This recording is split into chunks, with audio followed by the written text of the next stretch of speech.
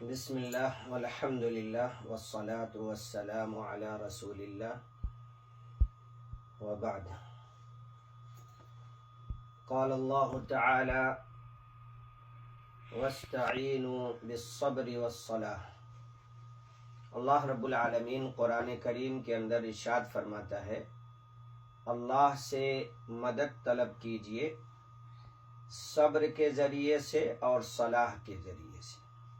صبر تو معلوم ہے سب کو.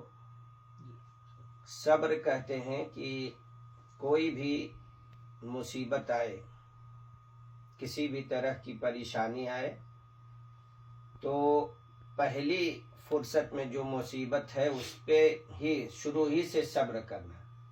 بعد میں تو جب دن گزرتا ہے تو صبر ہو جاتا ہے سب کو. اصل کیا ہے کہ شروع ہی سے صبر کرنا. والصلاح، صلاح کا ایک نماز مطلب ہوتا ہے، ہم لوگ یہاں رہتے ہیں تو معلوم ہے. اور ایک عام جو معنی ہے صلاۃ کا وہ دعا ہے، اور نماز آپ دیکھیں گے تو پوری دعا ہی ہے. تو اللہ رب العالمین نے فرمایا کہ صبر اور صلاۃ کے ذریعے سے مدد مانگی. ہم لوگ اگر دیکھیں یہاں پہ جو لوگ بھی اپنا گھر چھوڑ کر کے یہاں پہ ہیں تو ان دونوں چیزوں کی اکثر ضرورت پڑتی ہے.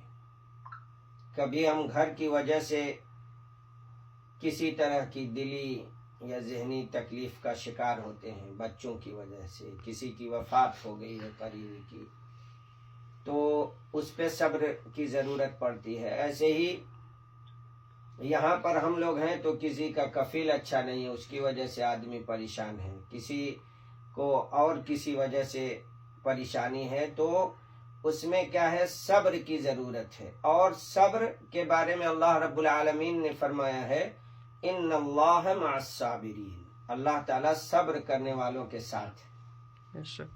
اور اگر اللہ ساتھ ہے، اسی لیے اللہ کے نبی صلی اللہ علیہ وسلم جب سفر کے لیے نکلتے تھے تو دعا کرتے تھے، لمبی دعا ہے، اس میں ایک چیز رہتی تھی اللہم انت الصاحب فی السفر والخلیفۃ فی الاہل، کہ اے اللہ تعالیٰ تو سفر میں میرا ساتھی ہے اور جب میں گھر چھوڑ کر کے نکل رہا ہوں تو میری غیر موجودگی میں اللہ تعالیٰ تو خلیفہ ہے، یعنی بہترین دیکھ بھال کرنے والا ہے، بچوں کی، گھر والوں کی، خاندان کی، رشتہ دار کی، دوستوں کی، سارے لوگوں کی. تو کسی بھی طرح کی پریشانی ہو سب سے پہلی چیز صبر ہے، اس کے ساتھ کہ اللہ تعالیٰ کی مدد آپ کو آئے گی انشاءاللہ. اور اس کے بعد جو کرنا ہے تدبیر وہ تو کرنا ہی ہے. تقدیر پہ بھروسہ کر کے بیٹھنا نہیں ہے، ہمارا کام ہے کام کرنا. باقی اللہ تعالیٰ کس کو کب دینا ہے، کتنا دینا ہے اور کس طرح سے اللہ کی مدد آئے گی، یہ سب اللہ رب العالمین کو معلوم ہے، اور وہ اپنے بندے کے ساتھ میں اس کی جیسی ضرورت ہو مدد کرتا ہے. ایسے ہی دوسری جو چیز ہے وہ دعا ہے کہ صبر کر لیا آپ نے، کسی بھی طرح کی ضرورت ہے، کوئی بھی حاجت ہے، ادھر ادھر جانے کے بجائے آپ صرف اور صرف اللہ پہ بھروسہ کیجیے. اس سے بہتر کیا چیز ہوگی کہ آدمی کو کوئی بھی مصیبت آئے اللہ کی طرف دوڑ کر کے جائے. ہم لوگ تو ابھی بہت سستی برتتے ہیں، گناہ پر گناہ کرتے ہیں، طرح طرح کے ہمارے اندر گناہ موجود ہیں، اور اس وقت کوئی باقی نہیں ہے، چاہے مولوی ہو، عالم ہو، بہت بڑا علامہ ہو، ہر گناہ کرنے میں دیر نہیں کسی کو ہے. سب کے ہاتھ میں گناہ لے کر کے آدمی گھومتا ہے. تو کب آدمی مبتلا ہو جائے تو اس کا نبی اکرم صلی اللہ علیہ وسلم کو دیکھیں گے کہ آپ صلی اللہ علیہ وسلم تیز آندھی نہیں، تیز ہوا چلتی تھی. آندھی تو بہت بڑی بات ہے، تیز ہوا بھی چلتی تھی تو دوڑ کر کے مسجد میں آتے تھے. سورج گرہن دیکھا گھبرا کر کے فوراً مسجد میں آتے تھے. چاند گرہن دیکھا ہوتے ہوئے فوراً گھبرا کر کے مسجد میں آتے تھے، نماز پڑھتے. ہر مصیبت پر اللہ کے نبی صلی اللہ علیہ وسلم دوڑ کر کے مسجد کی طرف آتے تھے. آپ دیکھیے بارش نہیں ہوتی تھی، نماز کے لیے نکلتے تھے. نبی اکرم صلی اللہ علیہ وسلم نکلتے تھے، آپ کے بعد صحابہ نکلتے تھے، آتے تھے، دعا کرتے تھے۔ اسی طرح سے بارش زیادہ ہو گئی تو بھی دعا کے لیے ہاتھ اٹھاتے تھے۔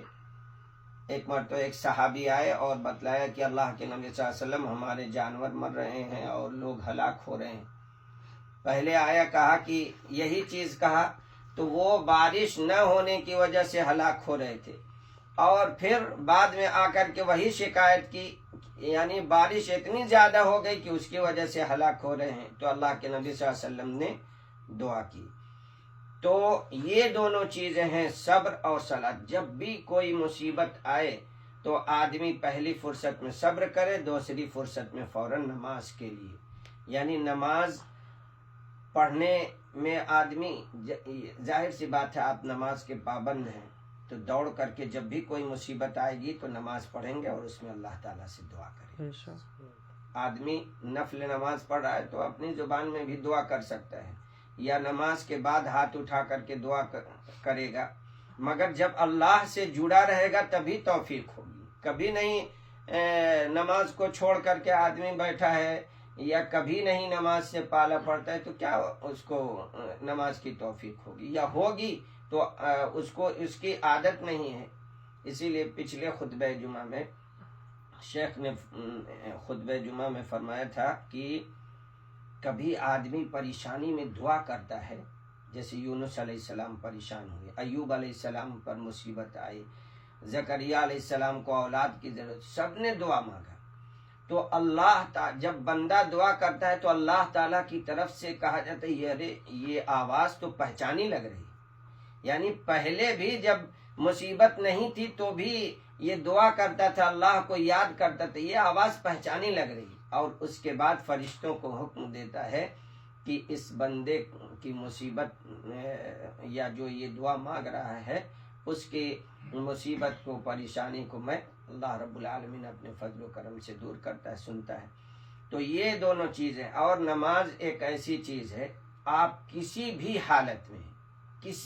حالت میں معاف نہیں، سفر میں ہے کم ہو جائے گی، جنگ میں ہے کم ہو جائے گی، حالت بدل جائے گی، مگر معاف نہیں۔ اگر آپ کا ذہن صحیح ہے، دل دماغ صحیح ہے کہ اذان ہو رہی، آپ کھڑے ہو کے نہیں پڑھ سکتے بیٹھ کے پڑھیں، بیٹھ کے نہیں پڑھ سکتے لیٹ کے پڑھیں، لیٹ کر کے بھی آپ کا جسم حرکت نہیں دے رہا، آنکھ کے اشارے سے پڑھیں، آنکھ بھی نہیں، آپ کی پلک بھی نہیں جھپک رہی ہے، ہل رہی ہے، آپ کا دل صحیح ہے، سب کچھ معلوم ہے کہ اذان ہو رہی ہے اور اذان کا نماز کا وقت ہو گیا، آپ دل میں سوچ کر کے پڑھیں گے کہ ابھی میں کھڑا ہوں، رکوع میں جا رہا ہوں، مگر نماز معاف نہیں۔ کیسی عبادت ہے! تو اللہ رب العالمین کی طرف سے یہ دو چیزیں ہمیں بتلایا گیا، اور مدد مانگنے کے لیے وَاسْتَعِینُوا بِالصَّبْرِ وَالصَّلَاةِ، ان دونوں کے ذریعے سے۔ اور نماز کا مسئلہ آیا تو اس میں ایک چیز جان لے، بڑی خطرناک اس کا انجام ہے۔ اللہ کے نبی صلی اللہ علیہ وسلم نے فرمایا کہ بے نمازی کا انجام فرعون، قارون، حامان، یہ جو بڑے بڑے لوگ ہیں، اس میں پیسے والے ہیں، اس میں کھیتی میں بڑے بڑے کھیت والے ہیں، تجارت والے ہیں، تو اللہ نے ان لوگوں کی مثال اللہ کے نبی صلی اللہ علیہ وسلم نے دی کہ ان لوگوں کے ساتھ میں اس کا حشر۔ آدمی کس لیے چھوڑتا ہے نماز؟ کبھی تجارت میں، کبھی بزنس میں، کبھی اولاد میں، کبھی کسی چیز میں۔ اللہ کے نبی صلی اللہ علیہ وسلم نے کہا انہی لوگوں کے ساتھ میں اس کا حشر ہو۔ اس لیے ہمیں چاہیے کہ ان دونوں چیزوں کی پابندی کرے، صبر اور صلاۃ، اور اس میں ہمارا فائدہ، اللہ کا کوئی فائدہ نہیں ہے۔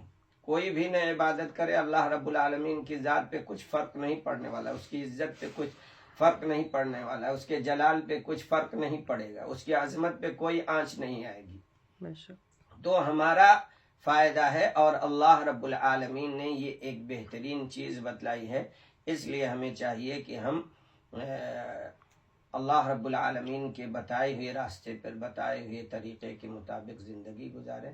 اللہ رب العالمین یہ جو دعوت کی گئی ہے چھوٹے سے مختصر سے، اور دعوت تو خیر کوئی چھوٹی نہیں ہوتی ہے، دعوت بڑی ہی ہوتی ہے، مگر اس کا مقصد انہوں نے خوش ہو کر کے کہ ان کے یہاں ہوٹل کھلا ہے تو خوش ہو کر کے دعوت کیا ہے، کر سکتے ہیں، اس میں کوئی اس طرح سے دعوت دینے میں کوئی حرج نہیں ہے۔ اللہ رب العالمین ان کی تجارت میں بھی برکت دے، اللہ رب العالمین ہم سب کو ایمان اور اسلام پر زندہ رکھے، ایمان اور اسلام کی حالت میں وفات فرمائے۔